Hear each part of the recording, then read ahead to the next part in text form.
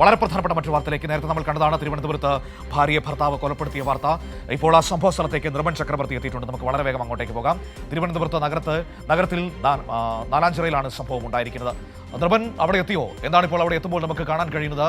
പ്രദേശവാസികളൊക്കെ എന്താണ് പറയുന്നത്? പോലീസ് സംവിധാനങ്ങൾ എന്താണ് പറയുന്നത്?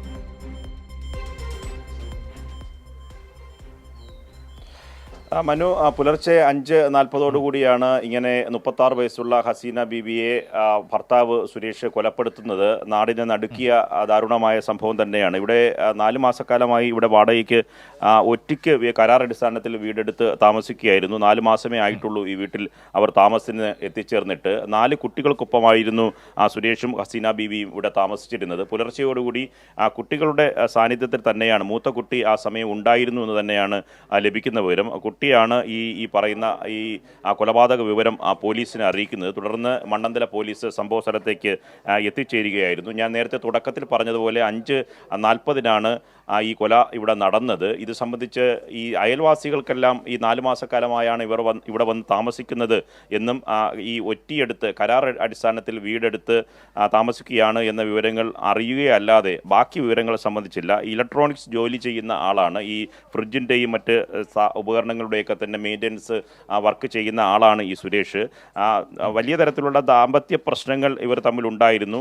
രാവിലെ തന്നെ വാക്കേറ്റമുണ്ടായി. തുടർന്നാണ് ഈ കൊലയിലേക്ക് കലാശിച്ചത് എന്നതാണ് പറയുന്നത്. ഇത് സംബന്ധിച്ച കൂടുതൽ വിശദാംശങ്ങൾ ഇനി ലഭിക്കേണ്ടതുണ്ട്. രാവിലെ തന്നെ മണ്ണന്തല പോലീസ് സ്ഥലത്തെത്തി മൃതദേഹം മോർച്ചറിയിലേക്ക് മാറ്റിയിട്ടുണ്ട്. ആംബുലൻസിൽ അവിടെ നിന്ന് മാറ്റിയിട്ടുണ്ട്. ഇനി ഇൻക്വസ്റ്റ് നടപടികളടക്കമുള്ള നടപടിക്രമങ്ങളും പരിശോധനകളും നടത്തുന്നുണ്ട്. സുരേഷ് അപ്പോൾ തന്നെ ഇവിടെ നിന്ന് രക്ഷപ്പെടുകയും ചെയ്തു. ഇതുമായി ബന്ധപ്പെട്ടിട്ടുള്ള കുടുംബ പ്രശ്നങ്ങൾ കാരണം നിരവധി തവണ വഴക്കിടുകയും പോലീസിൽ വിളിച്ചു വരുത്തി ഇവരെ ഒത്തുതീർപ്പ് നടത്തിയിട്ടുണ്ട് എന്നതാണ് ലഭിക്കുന്ന വിവരം. അങ്ങനെ കുടുംബ പ്രശ്നവും ഒപ്പം തന്നെ സംശയ രോഗങ്ങളും കാരണം നിരന്തരം വീട്ടിൽ വഴക്കുണ്ടാകുമായിരുന്നു. അന്ന് ഈ സംഭവം നടന്നത് എന്നാണ് നമുക്ക് ലഭിക്കുന്ന വിവരം. ഇന്ന് രാവിലെ ഉണ്ടായ പ്രകോപനം എന്താണ് എന്ന കാര്യത്തിൽ ഇപ്പോഴും വ്യക്തത വന്നിട്ടില്ല. ഈ കുട്ടികൾ 18, 17, 6, 7, 8 വയസ്സും പ്രായമുള്ള 4 കുട്ടികളുണ്ട് എന്നതാണ് നമുക്ക് ലഭിക്കുന്ന പ്രാഥമിക വിവരങ്ങൾ. ഇത് സംബന്ധിച്ച് ഇവർ ദൂരെ നിന്ന് ഇവിടെ വന്ന് താമസിക്കുന്നവരായതുകൊണ്ട് തന്നെ ഈ പ്രദേശവാസികളല്ലാത്തതുകൊണ്ട് തന്നെ ഇവരെ സംബന്ധിച്ച മറ്റ് വിശദാംശങ്ങൾ അയൽവാസികൾക്ക് പോലും വ്യക്തതയില്ല. ഇത് അറിഞ്ഞ് ഓരോരുത്തരായി ഇങ്ങോട്ട് എത്തുന്ന കാഴ്ചയാണ് ഉള്ളത്. ഈ പ്രദേശത്ത് ഉള്ളവർ ഇങ്ങോട്ട് അടുത്തുള്ളവരൊക്കെ ഇതുമായി ബന്ധപ്പെട്ട് അറിഞ്ഞ് ഇങ്ങോട്ട് വരുന്നുണ്ട്. പക്ഷേ ഇവർക്ക് നമ്മൾ പലരോടും ചോദിക്കുമ്പോൾ അവർക്ക് ഇത് സംബന്ധിച്ച വ്യക്തമായ വിവരങ്ങൾ ഇപ്പോഴും ലഭ്യമല്ല. ഇത് സംബന്ധിച്ച് എപ്പോഴാണ് അറിഞ്ഞത്? നമ്മൾ ഞാൻ ഒരു 6 മണിയായപ്പോഴാണ് അറിഞ്ഞത്. ഹോസ്പിറ്റലിലാണെന്ന് ഈ കുട്ടിയുടെ സഹോദരൻ വിളിച്ചു പറഞ്ഞത്. പിന്നെ മറ്റുള്ളവരൊന്നും അതൊന്നും പറഞ്ഞില്ല.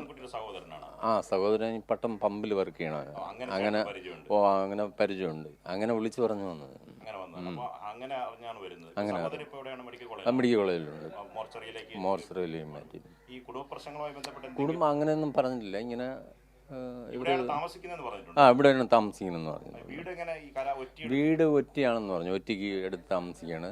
4 കുട്ടികളുണ്ട് എന്ന് പറഞ്ഞ് ഈ കഴിഞ്ഞ പെരുന്നാളിനും വന്ന് കുട്ടികൾക്ക് തുണി എന്തൊക്കെ വാങ്ങിക്കൊണ്ട് കൊടുത്തെന്ന് ഇന്നലെ പറഞ്ഞു. അല്ലല്ല, ഇല്ലില്ല. ഈ കുട്ടിയുടെ സഹോദരനും ഉമ്മയും മറ്റൊരു കാഞ്ഞിരംപാറ താമസിക്കും. അവരും വാടകയ്ക്കാണ് താമസിക്കുന്നത്. ആ ഉമ്മ സുഖമില്ലാത്ത ആളാണ്. പുള്ളിയായിട്ട് വർഷമുണ്ട് എനിക്ക് പരിചയം. കുട്ടികൾ മൂത്ത കുട്ടിക്ക് 18 വയസ്സ്. ബാക്കിയുള്ള അറിയില്ല. പഠിക്കുന്നു.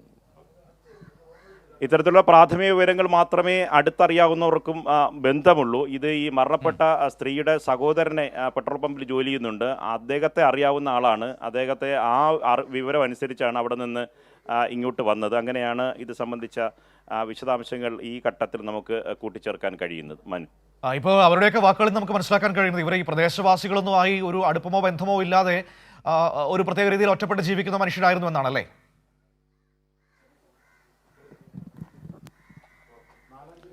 തീർച്ചയായും. കാരണം ഈ പ്രദേശത്ത് സംബന്ധിച്ച് കൂടുതൽ വിശദാംശങ്ങൾ നമ്മൾ തന്നെ ഈ ചേട്ടനോട് സംസാരിക്കുമ്പോൾ അദ്ദേഹം പറഞ്ഞത് തന്നെ നമുക്ക് മനസ്സിലാവുന്നതാണ്. ഈ പ്രദേശത്തെ ജനങ്ങൾക്ക് അധികം ബന്ധമുള്ള ആളല്ല. ഇവിടെ വന്ന് വാടകയ്ക്ക് കഴിഞ്ഞ 4 മാസക്കാലമായി താമസിക്കുന്ന ആൾ മാത്രമാണ്. ഈ കുടുംബ പ്രശ്നങ്ങളെ സംബന്ധിച്ചോ എന്താണ് ഈ മരണത്തിന് ഇടയാക്കിയ ആ സമയത്തുണ്ടായ 5:40 ഉണ്ടായ ഈ കൊലയ്ക്ക് കാരണമായ പെട്ടെന്നുള്ള പ്രകോപനം എന്താണ് എന്ന കാര്യത്തിൽ ഇപ്പോഴും വ്യക്തത വന്നിട്ടില്ല. കാരണം 4 കുട്ടികൾക്കൊപ്പം ഇവിടെ താമസിക്കുകയായിരുന്നു. കുടുംബ പരാമർശങ്ങൾ നിരന്തരം ഉണ്ടായിരുന്നു. ഈ പെരുന്നാൾ സമയത്ത് കുട്ടികൾക്ക് വസ്ത്രങ്ങളടക്കം വാങ്ങി സുരേഷ് ഇവിടെ വന്നിരുന്നു എന്ന കാര്യമാണ് അല്പം മുമ്പ് നമ്മളോട് സംസാരിച്ച